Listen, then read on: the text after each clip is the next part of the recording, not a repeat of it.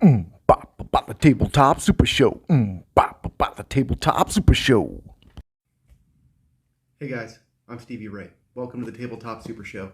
Today, I'm really excited to be able to do the unboxing of the Duncan Rhodes Painting Academy's Two Thin Coats full Kickstarter.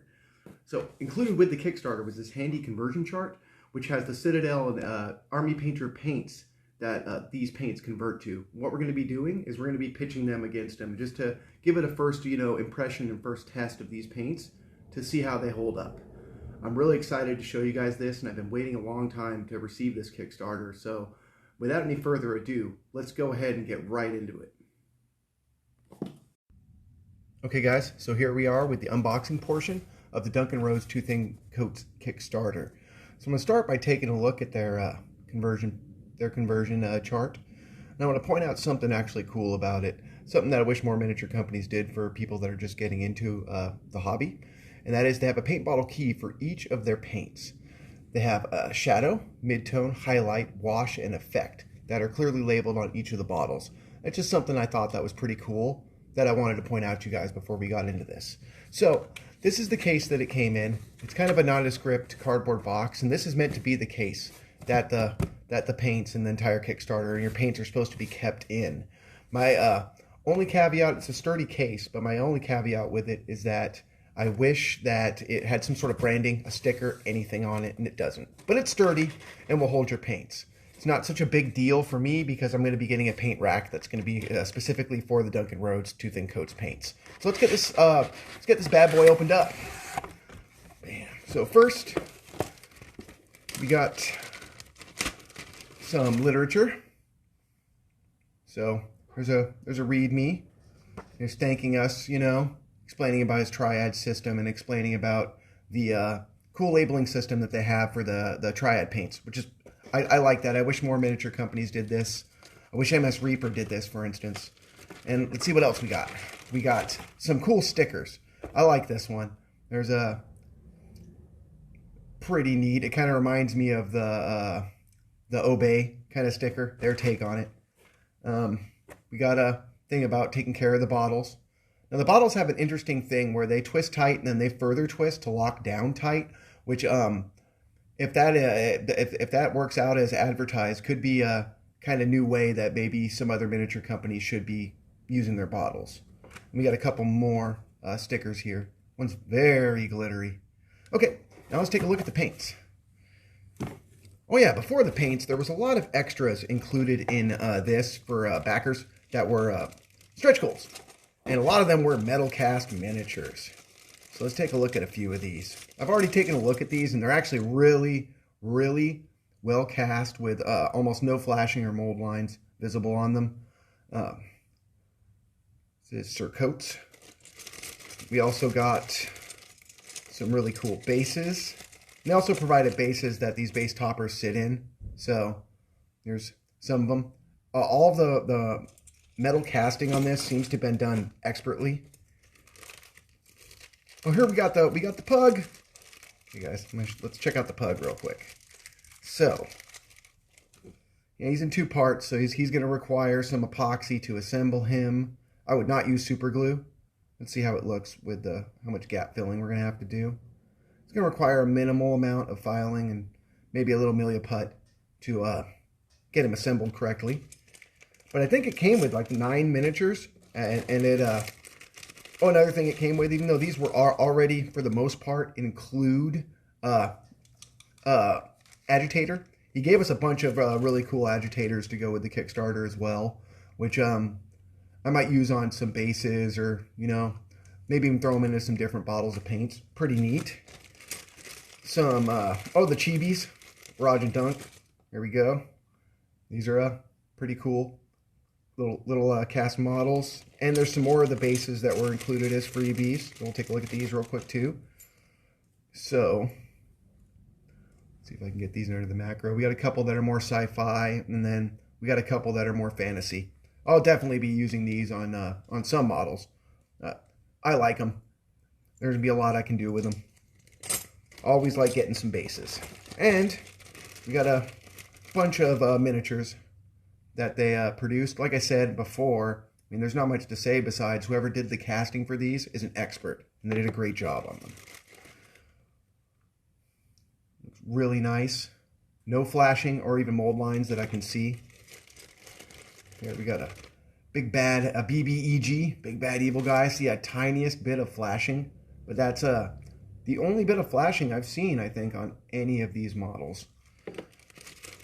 I'm excited to get some Style Res primer on these and get them painted up. They're pretty neat. And the final one here. We got an axe wielder. This one does have a minor bend, so let's just get that axe bent back straight again.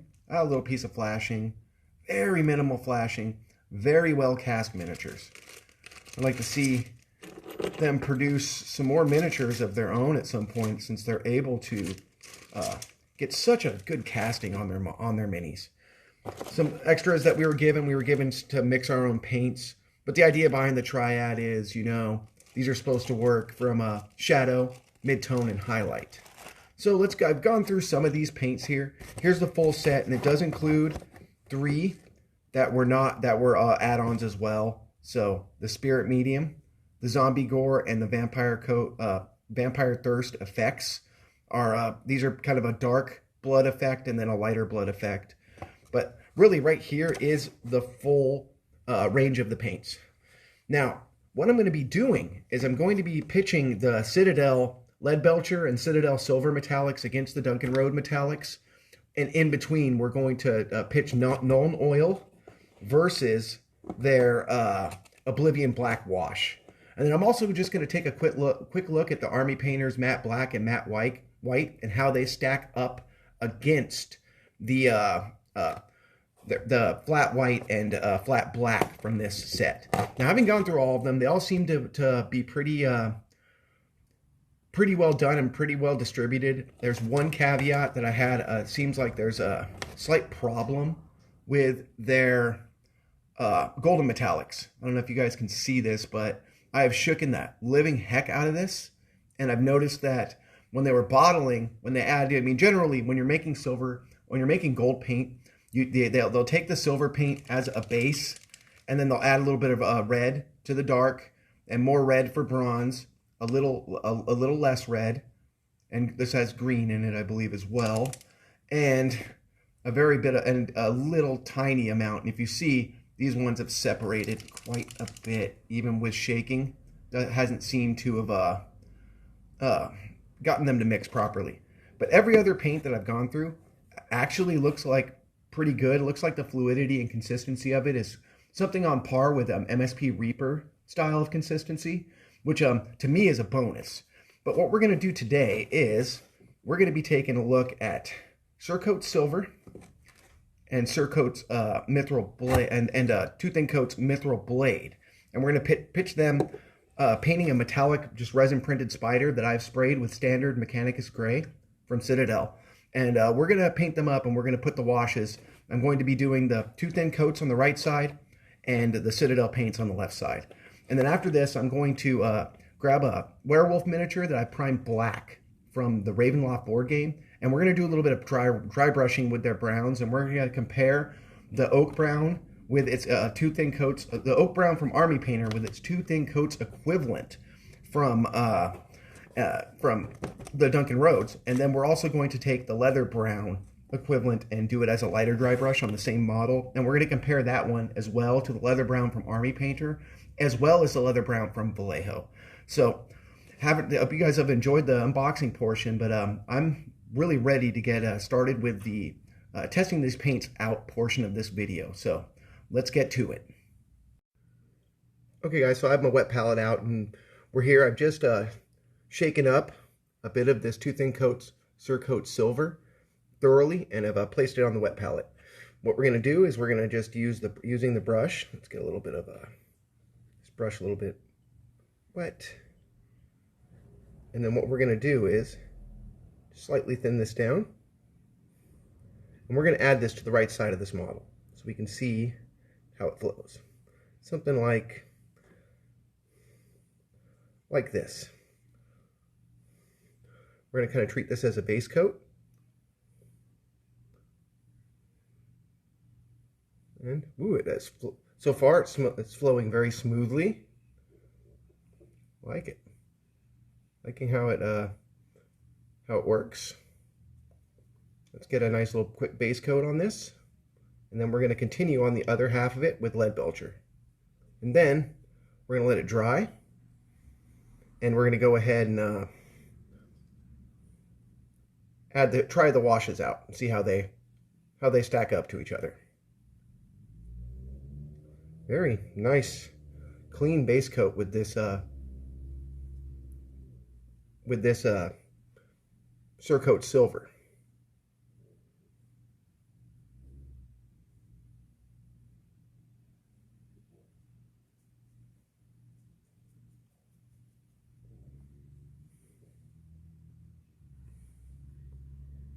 Get a little bit more under the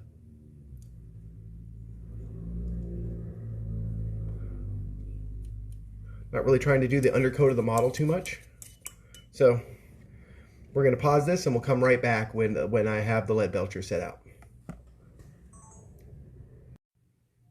Okay guys, so here I have some well shooken up lead belcher.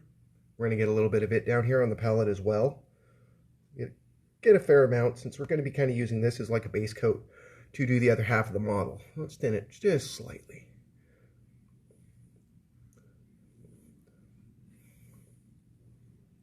Okay, and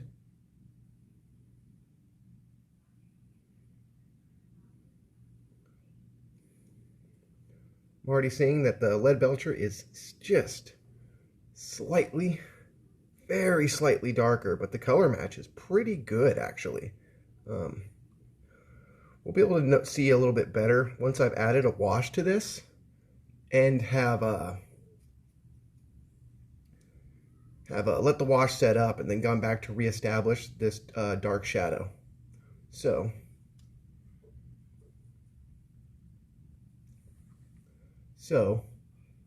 you can see here, thin coats is on the right. It's slightly brighter than the darkness of the lead belcher.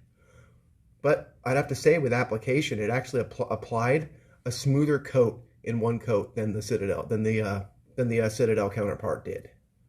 So we're going to let this dry for about a half an hour, and then we'll come back again and begin by testing the two Nuln Oil and the Oblivion Black Wash. Once again, we're going to be putting the black wash on the right side, which is the two thin coat side, and then we're going to be putting the Nuln Oil on the left, which is the Citadel side. Okay guys, the spider has had a little bit of time and is finally dried. You still can see that the lead belcher base coat is slightly darker than the two thin coat shadow.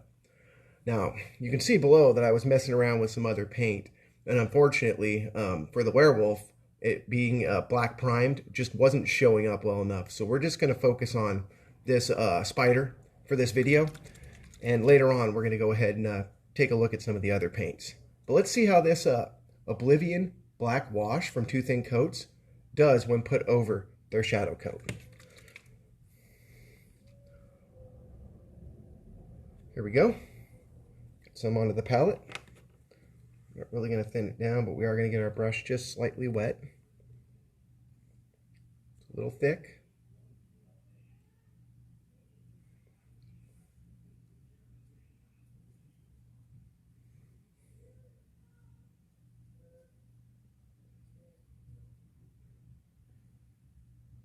Just kind of applying a non-thinned coat to this because I want to see how the properties of the paint work, so we can really see how it works in the shadows and into the recesses. Okay, looks like we got pretty good coverage. Looks like it's got some decent properties. I mean, it did pull into the recesses.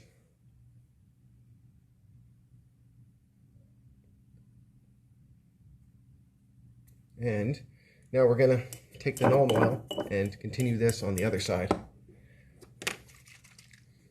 We're going to work right out of the pot with the Nuln. Let's get a good amount on there.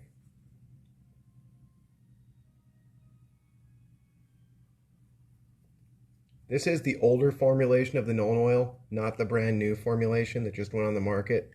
I'm not going to replace my Nolan oil with the new stuff until, I run out of this Nolan oil.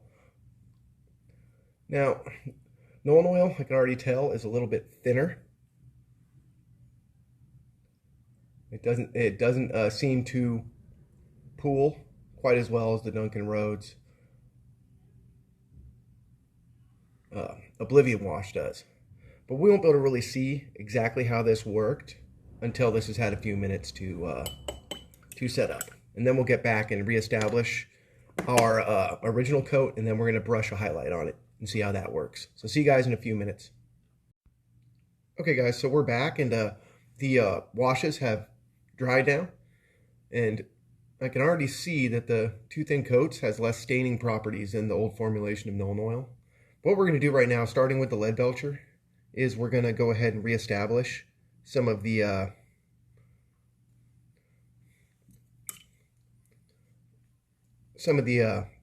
color that was on it before we applied the wash. Down a tiny bit. Start with the not going to go everywhere with the base coat, but we are going to just hit a few spots to kind of bring a little bit of that shine back.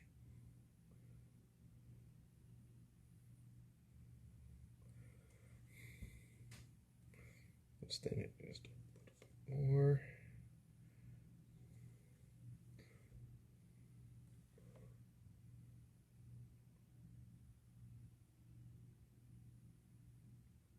And we're going to do the same thing with the Too Thin Coats paint as well. Okay, so we've reestablished some of the shine back to it. Now we're going to do the same thing with the Too Thin Coats paint.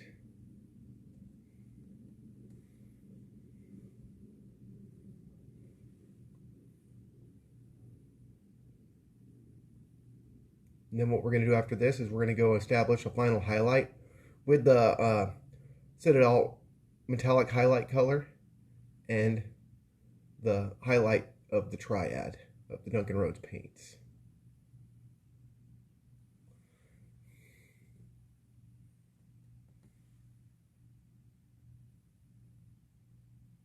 Taking care to avoid the recesses, kind of what you want to do when you are going from your base to your mid-tone or reestablishing your base coat. So we'll be back in about 20 minutes of a wait time until I can actually apply the final highlight, and then we'll come back and I'll give you guys my final thoughts. See you in a bit. Okay guys, so we're back, and this is reestablishing the base coat is now dried, and we're going to take a look at just adding a few little highlights to it and see how both of them work. So first, on the right side, we're going to be applying a little bit of Too Thin Coats Mithril Blade, which I've shaken up very well. So let's get a little bit of this out and onto the palette. Once again, its consistency is very fluid, which I like. One thing it means is less thinning. You're going to get a wet brush and thin it ever so slightly.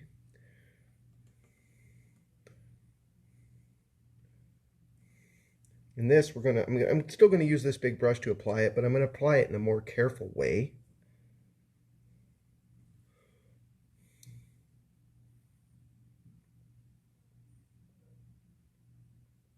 Just applying a little bit to finer highlights.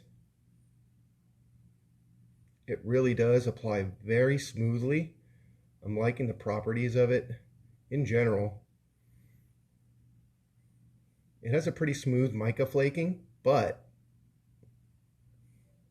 it also applies very nicely, very easily.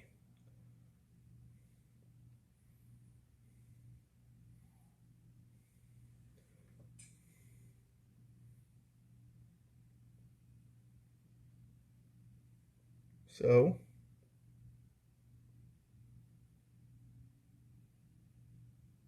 now we're going to clean the brush off very well, and we're going to apply a little bit of Stormhost Silver from Citadel to the lead belcher side, and then I'm going to go ahead and give you guys my final thoughts on this. Well, not my final thoughts, but at least my first impressions, rather. I've already shaken this quite a bit, but let's get a little bit of this right out of the pot. We aren't going to need much, so we'll just take a little bit this time.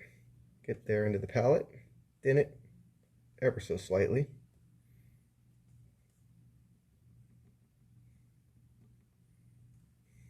So that it flows a little bit better. Once again, we're just going to keep the point of the brush to a nice tip. And we're just going to take a little bit of this and we're going to add it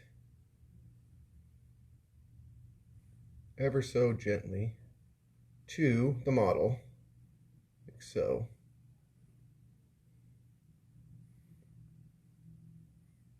This is going to be a pretty cool monster to spring on my players in our D&D campaign.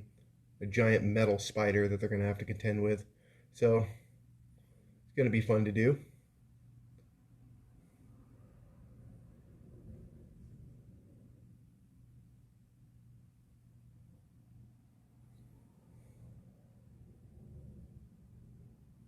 And so, there we go. They actually, by the time you get to the highlight, match pretty darn well. At least that's my impression. I do like the wash from Duncan Rhodes compared to at least the old formulation of Nuln Oil because there's so much less staining and it does seem to really pull into the recesses. And mind you, this was without me even having to put a gloss varnish coat or anything. This was and just using it straight out of the bottle without thinning. It's going to be really interesting to see thinning this down and messing around with the mediums, what we can actually do with this paint. And I'm looking forward to trying it. So, well, I'm going to go ahead and wrap the overhead portion of it up, and we'll just go ahead to some my final first impressions on the Duncan Rhodes Painting Academy 2 Thin Coats Kickstarter and paint set. So my impressions of the Duncan Rhodes Painting Academy 2 Thin Coats Kickstarter has been generally favorable as far as the paints are concerned. From my video, you guys could see that the as far as comparing it to the Citadel paints of the metallics, they seem to stand up really well and were actually even a little bit smoother to apply than their Citadel counterparts. Off camera, I took a look at a few more of the paints and have taken them out of the droppers and just used a brush just to see how they thinned down and how they applied as far as their opacity, and they all seem to work roughly the same, which is pretty amazing considering that in a year's time, the Duncan Rhodes Painting Academy went from their Kickstarter ground up creating a set of paints that actually seem to be like pretty darn good. From what I hear, in the next year, these paints are going to be hitting some store shelves so that we're all going to get a chance to take a look at them. And as far as my first impressions go, I think that as far as, especially from a beginner's perspective, are going to be some pretty good paints that are going to be a go-to, and I have a feeling that they're going to be quite successful. With that being said, that's all I have for you guys this time.